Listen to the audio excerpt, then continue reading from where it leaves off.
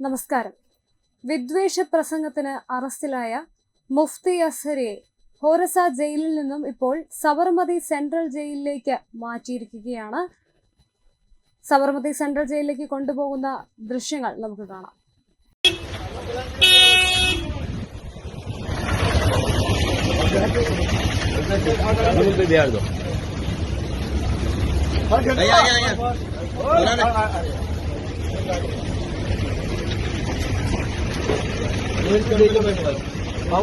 गाड़ी लेन पासा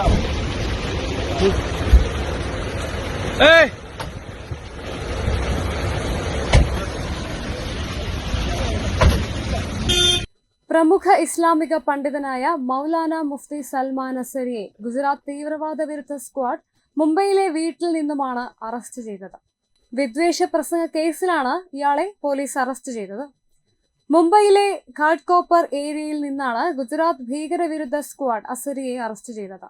അറസ്റ്റിൽ പ്രതിഷേധിച്ച് അന്ന് നൂറുകണക്കിന് അനുയായികളാണ് ഘാട്ട്കോപ്പർ പോലീസ് സ്റ്റേഷനിലേക്ക് എത്തിയതും തുടർന്ന് മുദ്രാവാക്യം വിളിച്ച് പ്രശ്നമുണ്ടാക്കുകയും ഒക്കെ ചെയ്തത്.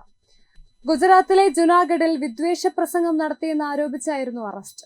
ജനുവരി 31 രാത്രി ജുനാഗഡിലെ ബി ഡിവിഷൻ പോലീസ് സ്റ്റേഷന് സമീപമുള്ള ഒരു പരിപാടിയിലാണ് അസ്ഹരി പ്രകോപനപരമായ പ്രസംഗം നടത്തിയത്. പരിപാടി സംഘടിപ്പിച്ച 2 പേരെയും അന്ന് അറസ്റ്റ് ചെയ്തിരുന്നു. ലഹരി വിരുദ്ധ ബോധവൽക്കരണം പരിപാടി നടത്തും എന്ന് പറഞ്ഞുകൊണ്ടാണ് ഈ ഒരു പരിപാടിക്ക് സംഘടനാ പ്രവർത്തകർ അനുമതി നേടിയതെന്നും പോലീസ് പറഞ്ഞു. Web desk Tatwamayi news.